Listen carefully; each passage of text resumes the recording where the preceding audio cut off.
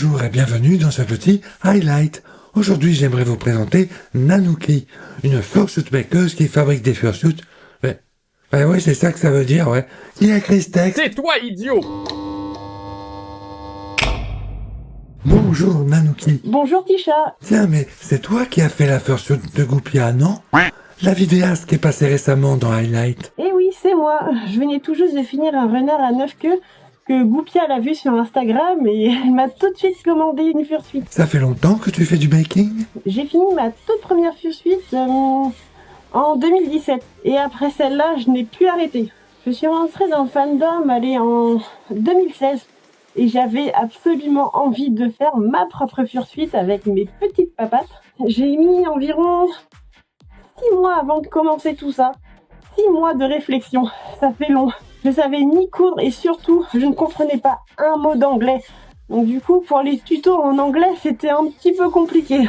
Ensuite, j'ai acheté le matos et je me suis lancée. Ah oui, tout de même. Ce qui est fou, c'est quand j'ai publié ma toute première fursuit sur les réseaux sociaux, il y a eu beaucoup de réactions positives et ça m'a vraiment motivée à en faire d'autres. Bah oui, on a beau faire les choses pour soi à la base, de bons retours, ça donne un coup de boost, hein.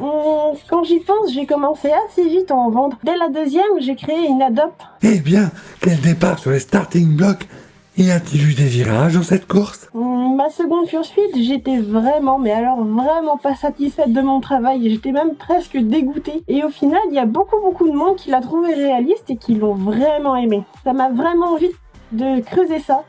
Et franchement, je suis vraiment pas déçue. Heureusement que j'ai continué et que je me suis accrochée. Tiens ben, montre-leur un peu à quoi ressemblent tes créations dans le style réaliste. Ce que j'aime bien dans le réalisme, c'est vraiment de se rapprocher le plus proche possible de l'animal qu'on veut créer. Jouer avec les couleurs, les yeux, les oreilles, tout en fait. Chercher sur internet les références comme les dents ou le nez aussi. Voir aussi la fascination des gens en convention, ça c'est vraiment ce que je préfère. Il y en a qui sont vraiment fascinés par mes costumes et d'autres qui au contraire ils ont vraiment peur. Et ça franchement c'est incroyable. Ou aussi j'ai encore plein de commentaires comme « Oh regarde maman, on dirait un vrai !» ou des adultes qui disent « Oh on dirait de la taxidermie, ça fait bizarre !» Tout est dans le détail. Récemment j'ai fait ces bois de serre et franchement je me suis vraiment éclatée à les faire. Il y a même des gens qui ont cru que j'avais pris des vrais bois pour les faire. C'est vraiment un excellent commentaire vraiment positif. Bref, tu tentes des trucs et c'est très bien. Bref, tu es très fatigué, Tisha, et ça se voit.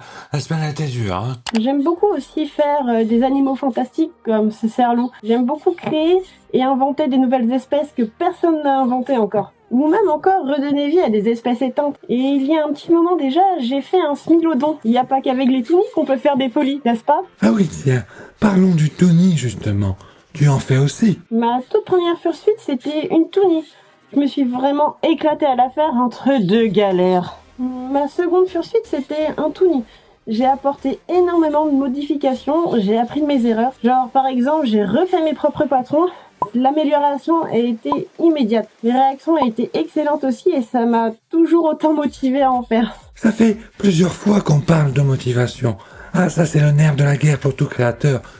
Quel que soit le domaine, j'ai l'impression. Motivation et passion sont les deux rames qui font avancer le bateau dans la vie, n'est-ce pas? C'est beau ce que tu dis. Ce qui est fun avec le Toonie, c'est qu'on peut exagérer la réalité, faire des grands yeux, des couleurs flashy ou même des grosses patounes. Ah ben même quand on porte une fursuit Tony, on exagère les mouvements, les attitudes. Et voilà, et il faut que la fursuit aide à ça. Quelles sont tes inspirations? Mes inspirations, je dirais les fursuiteurs que j'ai croisés en convention pour la toute première fois. Pour les makers Toonie, ce qui m'a inspiré, c'est Fluffy Fursuit. Ces fursuits, je les ai toujours trouvés incroyables et franchement, ça m'a inspiré mais comme jamais. Et pour les réalistes, c'est Inari Creature qui m'a inspiré et je pense qu'elle en a inspiré beaucoup. Ah oui, alors ça, il y a des chances, hein. Je l'ai rencontrée une fois en convention et franchement, c'est une personne adorable. Elle m'a donné plein de conseils avant de me lancer, ça m'a beaucoup aidé. Et toi alors? As-tu des conseils à donner à ceux qui veulent se lancer? Si je devais donner quelques conseils, ça serait de beaucoup se renseigner avant de commencer sur les matériaux ou sur les techniques de couture. Ah, et aussi, regardez des tutos pour bien coudre parce que tondez vos fourrures, s'il vous plaît, tondez-les.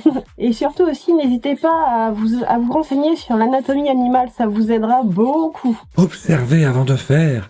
Ça semble un très bon conseil. Tout le monde peut fabriquer sa propre fursuit avec beaucoup de motivation Et beaucoup de passion également. Ah, carrément. Et puis aussi, prenez votre temps, ne pas se précipiter, c'est là qu'on fait des bêtises. Bien cogiter avant d'agir, mais aussi sortir de votre zone de confort pour donner vie à des créatures que personne d'autre n'a imaginées avant vous. Que fais-tu en ce moment pour sortir de ta zone de confort? J'aimerais faire un loup un peu plus féroce, un peu plus noir, avec les babines qui se redressent quand on ouvre la gueule. Ça, ce serait vraiment cool à réaliser. Waouh, j'aimerais bien voir ça, hein. Ou encore des dragons avec des cornes et des grosses dents. Ajouter de l'électronique, même si j'en fais un petit peu, mais pas assez. Tout ça pour rendre mes fursuites plus dynamiques. Il est possible de te commander une fursuit, n'est-ce pas? Oui, je prends des commandes. Mais attention, une fursuite après l'autre, je suis incapable de travailler sur 2 projets en même temps. Mais j'ai une liste d'attente. Et où te retrouve-t-on? Sur Facebook, Instagram et TikTok. Je vous mets ça en description, bien sûr. Je vous retrouve sur les réseaux en espérant vous croiser en convention. Bisous de la Bretagne. Envoyez les galettes, là. Bisous Tichard. Merci Nanouki d'être venu te présenter. Et quant à nous, on se retrouve bientôt dans une autre vidéo. Comme ce cerf-loup. Et... Ah, je panique. J'aime beaucoup ça... Ah. Oh, je suis désolée, Tichard. J'avais dit que ça allait prendre du temps. C'est con. J'ai oublié ce que je voulais dire. Oh non, c'était bien. Et puis aussi, n'hésitez pas à prendre... Je commence à être fatiguée. Je suis incapable de... Je vous retrouve... Et bon courage à toi pour le montage.